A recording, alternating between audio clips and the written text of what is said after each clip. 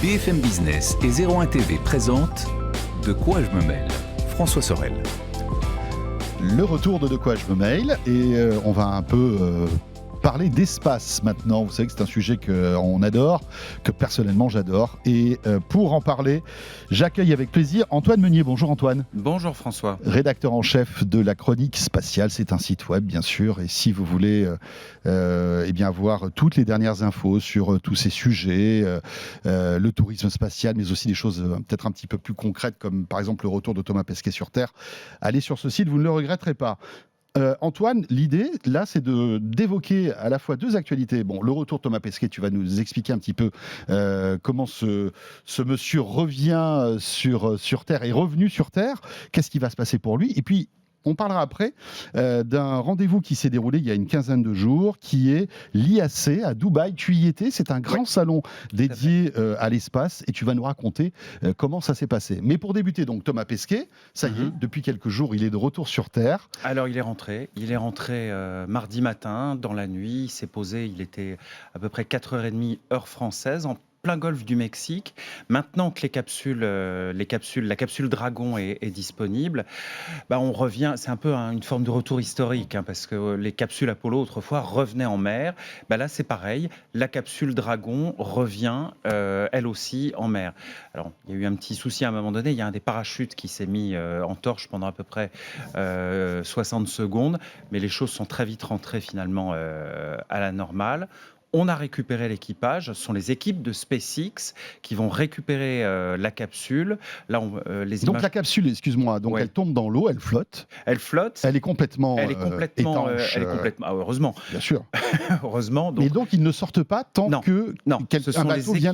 Ce sont les équipes de SpaceX qui vont hisser la capsule sur le bateau, le Go Navigator, c'est le bateau de récupération de SpaceX, et on va mettre ensuite les astronautes dans des civières. Ils se sont pas servis de leurs jambes pendant 6 mois. Pendant 6 mois, ils n'ont pas marché. Donc ils perdent en masse musculaire. Même s'ils s'entraînent beaucoup. Alors, oui, ils perdent en masse musculaire. Je crois que c'est de l'ordre de 7 à 10% à peu près. Thomas m'avait dit à l'issue de son premier vol en 2017, il avait perdu entre 7 et 8% de masse musculaire.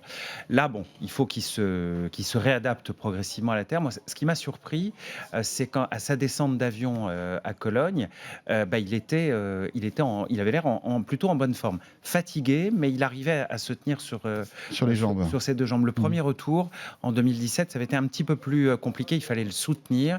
On sentait qu'il était quand même assez affecté. Oui, assez affecté, bien sûr. Affecté, mais là, même après presque 200 jours passés dans l'espace, il a l'air plutôt bien. Il disait qu'il avait réussi à anticiper un petit peu, je pense. Mais je pense que comme c'était sa deuxième aventure, expérience, il a peut-être pu mieux se muscler. Oui, il savait à quoi on le voyait faire beaucoup de sport quand même là-haut. Ah, mais c'est obligatoire. Bien sûr. C'est obligatoire. Tu es obligé, quand tu es sur l'ISS, de faire 2 heures, entre 2 et 2h30 de sport quotidienne, afin de limiter la perte de masse musculaire, de masse osseuse également. Voilà pour Thomas Pesquet. On lui souhaite un bon repos maintenant. Il a 3 semaines de repos, c'est ça ? Non, pour l'instant, il a 3 semaines où il va débriefer tranquillement la mission. Après, il va prendre un peu de vacances. Oui, il les a bien méritées. Et il pourra envisager sereinement le futur. Très bien. On lui souhaite. Alors voilà, ça c'est la première actualité. On ne va pas trop s'étendre parce qu'il y a eu beaucoup, toute cette histoire a été énormément médiatisée. Ce qu'il a été peut-être un peu moins, et c'est là où on va prendre un petit peu plus le temps, c'est de parler de l'IAC, qui est un salon qui s'est déroulé donc du 25 au 29 octobre à Dubaï. Dubaï qui est une ville incroyable qui baigne dans la modernité, avec le GITEX il y a quelques jours de cela aussi, qui était un grand salon universel en ce moment. Voilà, l'Expo universelle. Il y a plein de choses intéressantes. Et donc ce salon de l'espace, tu y allais et tu vas un petit peu nous en parler. À quoi il sert ce salon en fait ? Alors, c'est la grand-messe du spatial finalement. C'est la grand-messe du spatial mondial. D'accord. Tu as les institutions internationales, la NASA, l'Agence spatiale européenne était présente. Tu as également tous les gros acteurs industriels qui sont présents. SpaceX n'était pas là. Enfin, Tiens. ils n'étaient pas là, mais ils étaient là dans l'ombre, dans la mesure où, à l'Expo universelle, il y avait une immense maquette de Falcon 9 qui était exposée. Donc, À l'échelle? à échelle, à Ah échelle. ouais, ça doit être impressionnant C'est quand même, très hein. impressionnant. Ouais. Moi, à un moment donné, j'étais juste en dessous juste en dessous. Il y a la maquette des 9 tuyères Merlin, des moteurs Merlin qui sont exposés. C'est très, très, très impressionnant. Ils n'étaient donc pas à l'IAC, ils étaient présents par procuration, on va dire, à l'Expo universelle. Pour en revenir à l'IAC, donc, c'est quelque chose qui existe depuis plus de 70 ans. Le premier, c'était en 1950. Il n'y avait pas grand monde à l'époque. Mais Là, c'était déjà c'était déjà, au Moyen-Orient? Non, c'est la première fois que ça a eu lieu au Moyen-Orient. Là, c'est une vraie première. C'est la première fois qu'un pays du Golfe, D'accord. du Golfe Persique, accueille l'IAC, ce qui n'était Pourquoi jamais. c'était itinérant auparavant? Alors, ça a lieu en fait chaque année dans une ville différente. D'accord. En Ah oui, 2000 Oui. donc l'année prochaine, ce ne sera pas à Dubaï. Non, l'année prochaine, ça sera pas très loin d'ici, ça sera à la porte de Versailles. Ah, Ça a lieu à Paris intéressant. en 2022. Ah, c'est chouette. Euh, On ne sera pas loin, nous. Hein. On ne sera pas très loin, effectivement. D'ailleurs, ça aurait dû avoir lieu l'an dernier à Dubaï, mais compte tenu du Covid, Tout a été décalé. Tout a été décalé d'une année. D'accord. Et 2023, ce sera en Azerbaïdjan, à Bakou. Très bien. Alors, donc, on y retrouve les principaux acteurs, donc, sauf évidemment Elon Musk. SpaceX, Elon Musk n'était pas là. C'est dommage, c'est assez intéressant. On se dit pourquoi aujourd'hui, voilà, l'une des stars de l'espace n'y est pas. Il doit avoir sans doute une bonne raison. Hein, Alors, mais... toute l'industrie, il faut dire quand même une chose, c'est que toute l'industrie, là je parle dans son ensemble, l'industrie mondiale, avec le Covid, elle a marché au ralenti. Donc là, c'était un peu une reprise en douceur. Mais ce qui est intéressant, c'est qu'on voit des petites boîtes qui peuvent jouer un rôle très important dans des missions spatiales étrangères.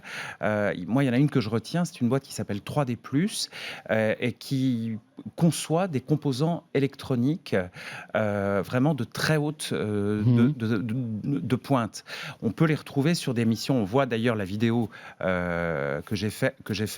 Si vous êtes avec nous en vidéo, on voit. Donc là, on dirait une espèce de. Alors ça, c'est une réplique de Persévérance qu'on voit du rover Persévérance. Ouais. C'est pas quelque chose d'opérationnel. C'est pour montrer, si tu veux, le savoir-faire de 3D+, qui présente qui conçoit des composants électroniques qu'on va retrouver sur des missions étrangères.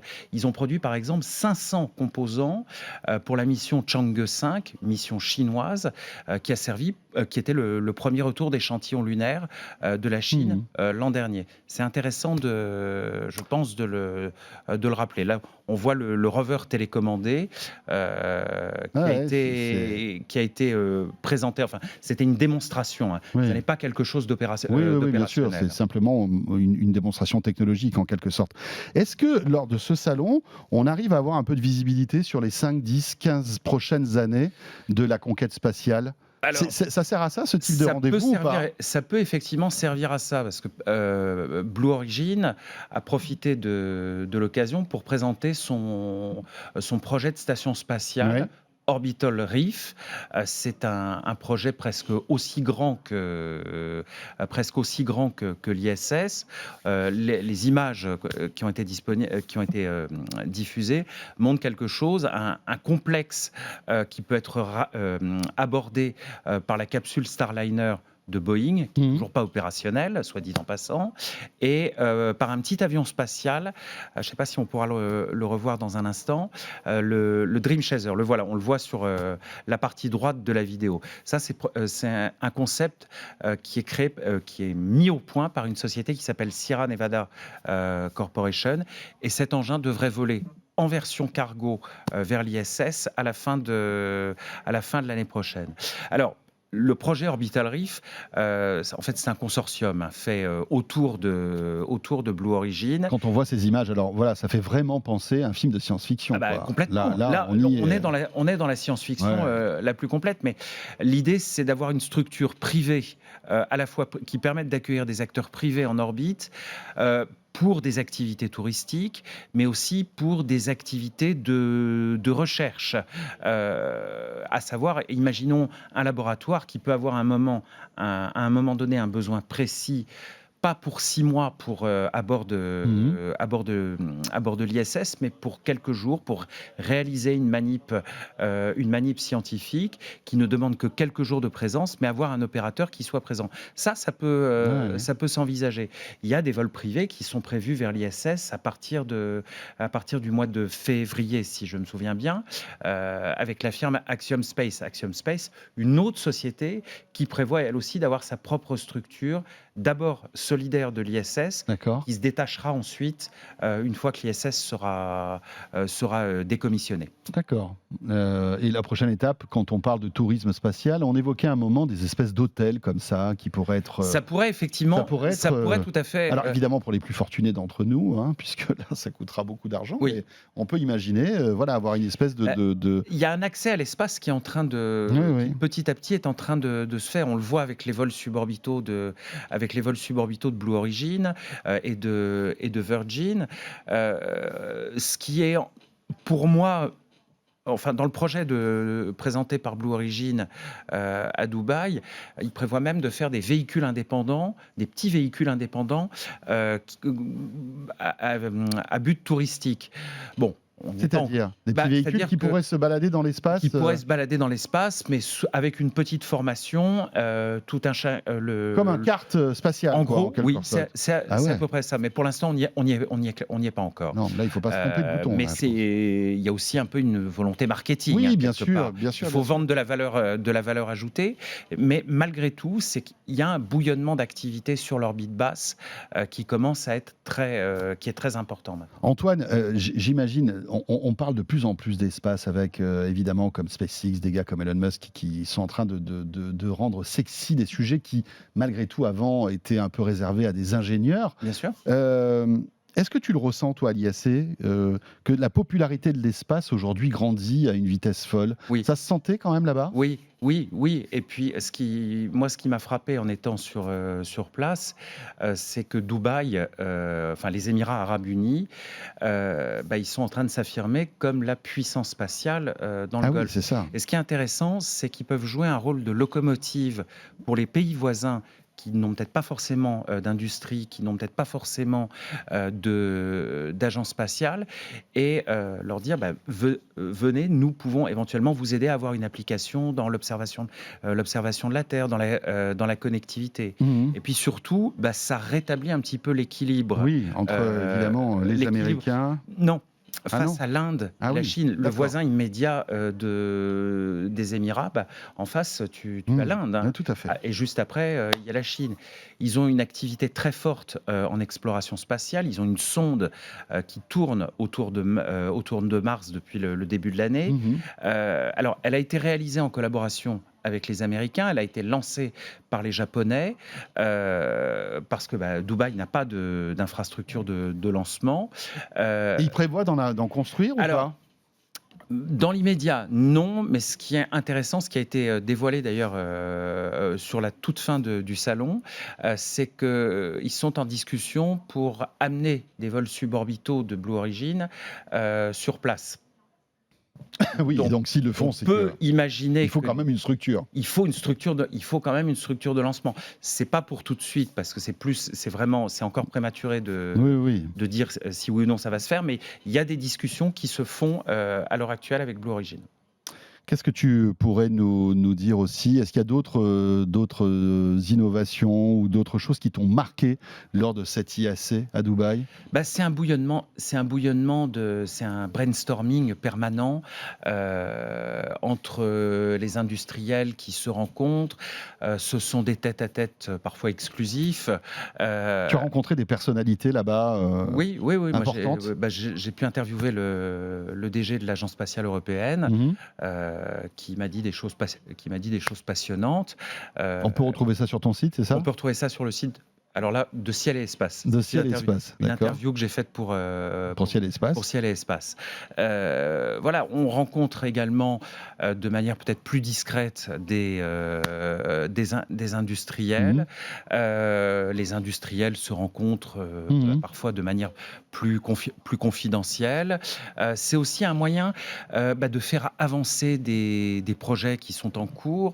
C'est aussi un moyen de décrocher des contrats. Les petites sociétés Moi, j'ai vu une société qui s'appelle Spartan Space qui a présenté un concept d'habitat lunaire en forme de champignon. Alors, le voilà d'ailleurs. C'est étonnant. Hein, ça, c'est très étonnant. C'est une structure gonflable qui, une fois à l'Uni, peut se déployer en 1 heure et peut offrir un volume habitable d'à peu près 100 mètres cubes. D'accord. Un petit appartement. Voilà, un petit appartement, c'est pensé déjà pour 2 personnes, mais à terme... Et à l'intérieur, on vit comment en fait ? On n'a plus besoin de scaphandre en fait ? Ça recrée une atmosphère ? Pas besoin de scaphandre. Génial. Je ne vais pas dire qu'on vit comme chez soi, parce que sur la Lune, 400 000 km, c'est un petit peu loin. Un peu loin. Mais on vit... mais on est en sécurité. On est en sécurité. Et Spartan Space aimerait louer les services de ces modules. L'idée, ce serait quand même d'en avoir plusieurs, mais on n'est pas encore, c'est pas encore prêt dans l'immédiat. Le champignon, la base du champignon, là, ce qu'on voit, c'est le sas de sortie. On est en scaphandre, on dépressurise et puis on sort. Et puis après, on enlève le scaphandre pour monter dans le champignon. Une fois qu'on est au sommet, on peut retirer le scaphandre. Très bien. Antoine, passionnant tout ça. Si vous voulez en savoir plus, allez donc sur la chronique spatiale. Et puis la bonne nouvelle, et là tu me l'as appris, c'est que le prochain ISS sera à quelques centaines de mètres d'ici. On aura l'occasion d'en parler longuement, et ça sera à la fin de l'année aussi. Ça sera normalement, oui, en octobre, si je me souviens bien. Merci beaucoup Antoine pour toujours tes propos passionnants sur l'espace. Merci. Merci François. Et à très bientôt. Ce De quoi je me mêle est terminé. Merci d'avoir été là comme chaque week-end, à la fois sur 01 TV la chaîne, sur la chaîne YouTube de 01 TV, sur 01net.com et le week-end sur BFM Business. Portez-vous bien et on sera là dans une semaine tout pile. À très vite. De quoi je me mêle sur BFM Business et 01 TV.